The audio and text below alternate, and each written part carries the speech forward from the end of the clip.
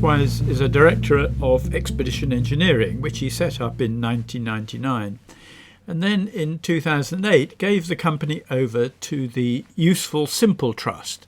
And I wanted to find out a bit more about this. So I met him on the Chiswick Park Footbridge, which provides pedestrian access to the Rogers Stirk Harbour designed business park.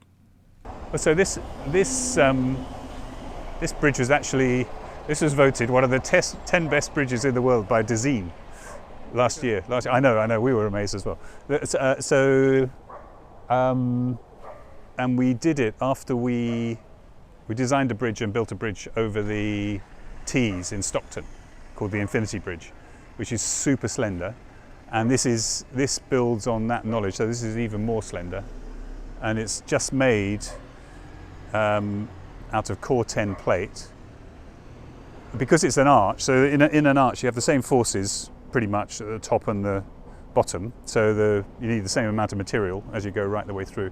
But what happens is when people walk across it, it warps around, it warps around a bit like that, and then it warps around a bit like that, and so you have to provide a bit of strength, bending strength in the middle. So all we did was take the same amount of metal and redistribute it, so it's very wide and narrow at the bottom. It goes to nothing at the bottom, and then it goes, if you look up there, as you go towards the middle, it gets narrower, but this little rib down the middle starts to come out, and that gives you bending capacity. So it's exactly the same amount of material, top and bottom, just used in a different place. And that long curved plate is just flat plate, just bent round. I mean, it looks very simple, but the main problem is when you do these super slender things, as we know from the Millennium Bridge, for example, they get super light, they move around, you have to get all of your sums 100% right and more, and especially for the things you don't know about. But here it is. I think this is, in a way, it's about as pure as we could get an arch, I think. If you take everything away from here and just put the arches up, they're super simple. And they just kiss each other in the middle so that they don't fall over. And by doing this double arch, it means you can go around the curve so you can effectively have straight arches, so they're just cut with a plane, but the bridge itself can curve round underneath. And the thing that takes up the difference, a bit like the Millennium Bridge, between the cables going down and the deck going up, the cables can take loads of different angles, and so they allow you to form this sort of varying harp-like system as you go around to take up all the geometrical differences. So Richard Rogers and his practice were the architects for Chiswick Park behind it, and I had to go down to the office in Hammersmith and explain to Richard what we were planning to do outside his buildings. And that's quite scary for an engineer to sit in front of a world-famous architect and present, because at that time I don't think Catherine was working on it at that time. I think I just went on my own. So as a humble engineer, going to Richard saying, "What do you think of this design, Richard?" And he couldn't have been nicer. He just said, "Fantastic, go for it." What are the big projects you're working on at the moment? The answer is I don't do big projects anymore. Right. I've stopped. I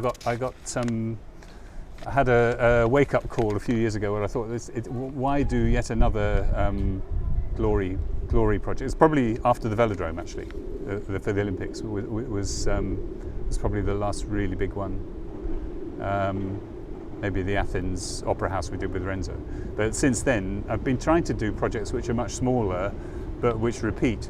So things where if you could do a piece of good design at a very small scale and then do 1 million of them, and lots of more people can benefit from them.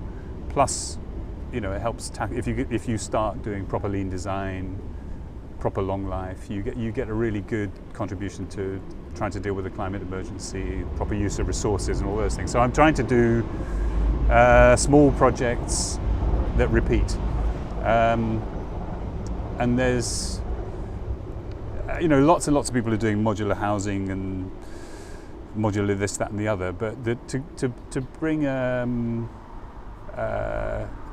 let's say that sort of understanding that comes from working on those massive projects which are super complex, and trying to boil it down into the essential qualities and then put them into a very small package. That's what I'm trying to do, which is, I have to say, it's very difficult. I mean, we're much harder than designing a big thing. So give me some examples of the sort of things you're doing. Well, a simplest example, really simple, not quite as simple as Frank Lloyd Wright's some concrete blocks, but almost. So it was the paving slabs that you walk on when you stand on a railway platform, which are always cracking up. They can't make them. People trip on them. They're made out of concrete with reinforcement in, and they rust, and they last about 25, 30 years. People chuck salt all over them to stop. So Network Rail asked us if we would have a look at those to see if we could come up with a 21st century paving slab specifically for people to walk around on railway platforms. And when you think about how many there are in this country, 10,000 platforms, hundreds of thousands of those paving slabs, it suddenly becomes a really big deal. So we've done it in earth-friendly concrete from Wagner's. We're running a prototyping program now. That's next stage is 10,000 to build 10,000 of them.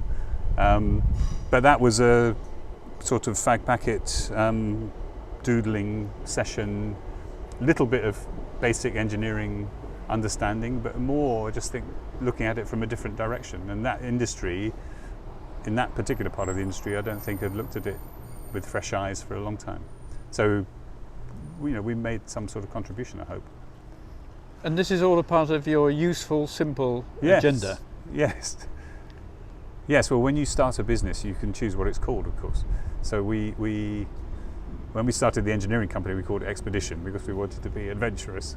And then about 10 years later, we thought, we converted to become an employee benefit trust. So we gave the company to be operated for the benefit of all the staff. And we had to choose another name. I thought Expedition was too complicated. So at that time we wanted to do something that was useful. So we tried to call it a useful trust, but that somebody already had that. So we had to put the word simple in there as well, which actually probably it's a good thing, I think. And people, it's become, most of the time I say I work for the Useful Simple Trust now, and it's become a collective. We've got graphic designers and sustainability people and architects and engineers, education people, and it's a different atmosphere to the traditional founder-led architectural or engineering company where the founders grow up, they try and bring people through. It's always a problem of succession and who's going to pay for it all. So the trust is a way of getting around that, I think. And you're a B Corp? We are, yeah. So tell us about that. Do you know what a B Corp is? Not really. So it's a benefit corporation. It's an American thing, but the most famous one is Patagonia, the sportswear, outdoor wear company that came from Yvon Chouinard, who was a famous rock climber in the 70s. He's the guy who invented rocks. The things that when you're climbing, you clip a piece of protection into the rock face, and it stops you falling down. But you can take it out again afterwards, so it doesn't damage the rock. Before that, it used to bang nails in. Anyway, he wanted to run an ethical production company, and Patagonia grew out of that obsession. It's $1 billion company, or more than $1 billion company now. So they're the most famous. But the basic thing about a B Corp is that you, instead of just operating for the benefit of your shareholders, you have to write into your articles that you're going to operate for the benefit of society, the environment, and the shareholders. And it's a three-way thing, and you are held to account. We have to report back to B Corp UK, who are controlled as part of the whole global B Corp thing every 2 years, to show how we're making progress against all of those metrics, and they have very high standards, so it's tough. Not many in the built environment, as you can imagine, because it's to really. A lot of people think that they're doing things that are of social benefit or environmental benefit, but to turn it into something where you actually change the way you operate your business, that's quite a big deal for people, and hopefully more will follow. I hope they do. Yeah. So we're really pleased. It's 6 months into that. So we're Employee Benefit Trust and a B Corp, which means that we do everything for everybody else and nothing for ourselves, as people say sometimes. So how big a About outfit are 70 or 80 people. It's difficult to know because no one's in the office at the moment. Before COVID, we were about 80 or so, and we've stayed about the same all the way through. In fact, we've been hiring because obviously the climate emergency hasn't stopped, so we've been doing lots and lots of work in that space, circular economy stuff and zero carbon stuff, like many others. But I think we've been doing it like some for a very long time. I mean, you remember the Commerzbank building we did with Foster's years back, and Duxford, the American Air Museum.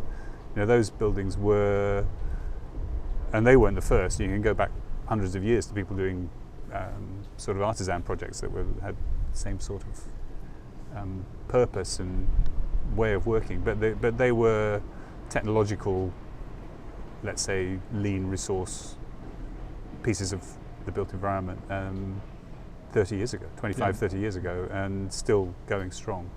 So we're building on that tradition. So tell me a bit more about the Useful Simple Trust.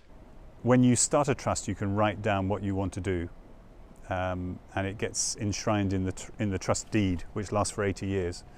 It's almost like designing a bridge. And so we said, with Ed McCann in particular and Sean Walsh, who were the two founding partners of the trust, what is our purpose?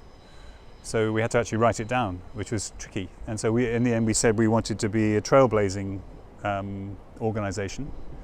And the thing about this purpose is that the trustees then operate the trust to follow the purpose.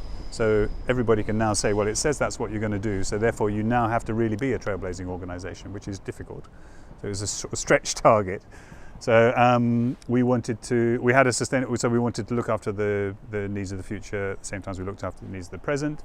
We wanted to make time and provide resources to educate ourselves and to educate others where we could. Out of that, a bit later, we started from within the trust an education company called ThinkUp, which is very pioneering in the design education space. That came out of that. We have, in the last 2 years, added in, we should have had it before, but it wasn't explicit, a explicit diversity clause, saying that we're trying to encourage people from wherever they come from to come and work for us. And we did have something about reasonable remuneration or reward, but there were in the end 9 or 10 things in this list of things we were trying to do, and money was at the bottom, not at the top, which in most even in most employee benefit trusts is still near the top. So we deliberately put it at the bottom, and which has been good because we haven't made any money for the last 10 years, so that's been helpful. But we've done lots of the other things, so I'm sort of happy with it, really.